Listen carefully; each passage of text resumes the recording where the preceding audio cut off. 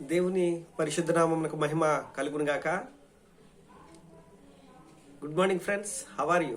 దేవుడు మిమ్మల్ని దీవించి ఆశీర్వదించును గాక. ఈ ఉదయకాలన్నా దేవుని మాట మనము ధ్యానిద్దాం. దేవుడు మన దగ్గర నుంచి ఆశించేది ఆత్మఫలాలు. ఎందుకంటే మనం మారాము, మన మారు మనసు పొందాము అని చెప్పి మన దగ్గర నుంచి వచ్చే ఫలాలే మనకి సూచన. దేవుడు మన దగ్గర నుంచి ఆశించేది ఫలాలు, ఆత్మ ఫలాలు, ప్రేమ, సంతోషము, సమాధానము, విశ్వాసము, సాత్వికము, ఆశానిగ్రహము, మంచితనము, దయాళత్వం, ఇవన్నీ కూడా ఆత్మ ఫలాలే. అందులో ఒక ఫలమైన విశ్వాసం గురించి మనము ధ్యానిస్తూ వస్తున్నాం. విశ్వాసంలో మనము స్థిరంగా ఉండి అపవాదిని ఎదిరించాలని, విశ్వాసంలో స్థిరంగా ఉండి దేవుని యందు భయభక్తులు కలిగి ఉండాలని, విశ్వాసంలో క్రియలు కూడా ఒక భాగమని మనము గతంలో నేర్చుకున్నాం.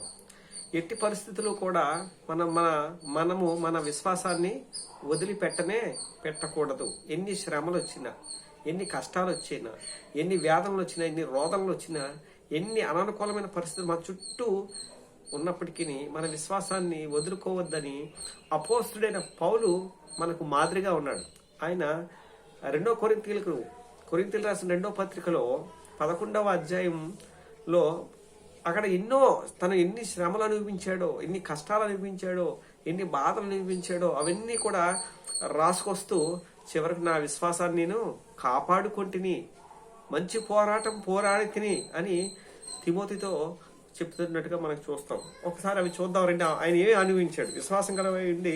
ఆయన ఏమి అనుభవించాడంటే, మరియు అనేక పర్యాయములు చెరసాల్లో ఉంటిని, అపరిమితముగా దెబ్బలు తింటిని, అనేక మార్లు ప్రాణాపాయములలో ఉంటిని, యూదుల చేత 5 మార్లు ఒకటి తక్కువ 40 దెబ్బలు తింటిని, 3 మారు బెత్తములతో కొట్టబడితిని, ఒకసారి రాళ్లతో కొట్టబడితిని, 3 మారు వాడ పగిలి శ్రమ పడితిని, ఒక రాత్రి మగళ్ళు సముద్రంలో గడిపితిని, అనేక పర్యాయములు ప్రయాణంలోను, నదుల వలనైన ఆపదల్లోను, దొంగల వలనైన ఆపదల్లోను, స్వజనుల వలనైన ఆపదల్లోను, అన్ని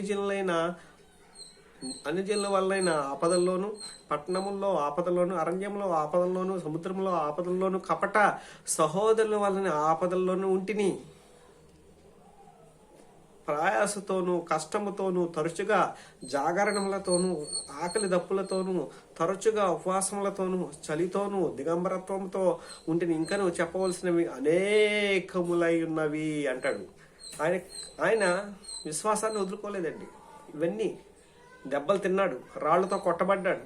ఏమండి, 3 మారు వాడ పగిలిపోయి ప్రాణాపాయ స్థితిలో ఉన్నప్పటికీ తను కలిగి ఉన్న విశ్వాసం, తను కలిగి ఉన్న నమ్మకం, నా దేవుడు సమర్థుడు, నా దేవుడు నన్ను నడిపిస్తాడు. పాడు భక్తుడు రాశాడు కదండి, నడిపిస్తాడు నా దేవుడు, శ్రమలోనైనా నన్ను విడివాడు, ఆ శ్రమలో నేను నీకు తోడై ఉంటాను అని చెప్పి అంటాడు కదా. అతను నా నామం ఎరిగిన వాడు, నేను శ్రమలో అతనికి తోడై ఉంటాను, అతను గొప్ప చేస్తాను, విడిపిస్తాను అని చెప్పి ఎన్నో వాగ్దానాలు మనకున్నాయి. తిమోతితో అంటాడు, నా విశ్వాసాన్ని కాచుకొంటిని, నా కొరకు జీవకిరీటం ఉంది అంటాడు. అంటే మనం కాపాడుకోవాలా విశ్వాసాన్ని. అంటే మన విశ్వాసాన్ని మనం ఎప్పటికప్పుడు కాపాడుకోవాలి. ఇదే కొరింథీయులకు రాసిన పత్రికలో 2వ కొరింథీయులకు రాసిన పత్రిక 13:5 అంటాడు, మీరు మీ విశ్వాసాన్ని మీకు మీరే పరీక్షించుకోండి. మీరు విశ్వాసం గలవారై ఉన్నారో లేదో మీరే పరీక్షించుకోండి, మిమ్మల్ని మీరే శోధించుకోండి అంటాడు. ఒకసారి చూద్దాం రండి ఆ మాట.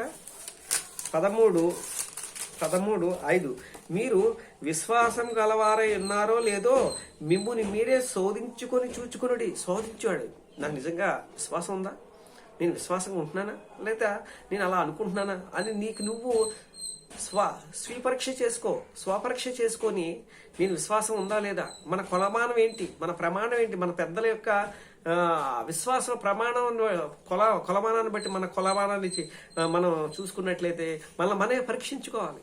యేసయ్య కోసం మనం ఏం చేస్తున్నాం, దేవుని కోసం నేను ఏం చేస్తున్నాను, దేవుడా యేసయ్య నన్ను నీ కోసం ఏం చేయమంటావు అని చెప్పి మనం దేవుడిని అడిగినట్లుగా దేవుడిని మనం సంతోష పెట్టేవారుగా నేను విశ్వాసం కలిగి ఉండాలి. అలాగే ఏమంటాడంటే, మిమ్మల్ని మీరే శోధించి చూచుకునండి, మిమ్మల్ని మీరే పరీక్షించుకునుడి.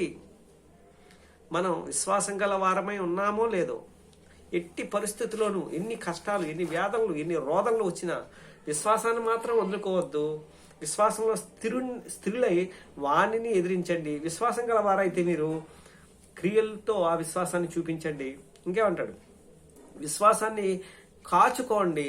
అలాగే విశ్వాసం గలవారై ఉన్నారో లేదో మీరు పరీక్షించుకోండి. ఈ ఉదయకాలన్నా దేవుని మాటలతో మీ ఆనంద్ కుమార్, దేవుడు మిమ్మల్ని దీవించి ఆశీర్వదించిన గాక. విశ్వాసం గలవారై దేవుణ్ణి వెంబడించినట్లయితే నువ్వు అనుకున్న గమ్యానికి దేవుడిని చేర్చడానికి సిద్ధంగా ఉన్నాడు. ఇది ఉదయకాలం మీ Anand Kumar. God bless you each and everyone. Thank you.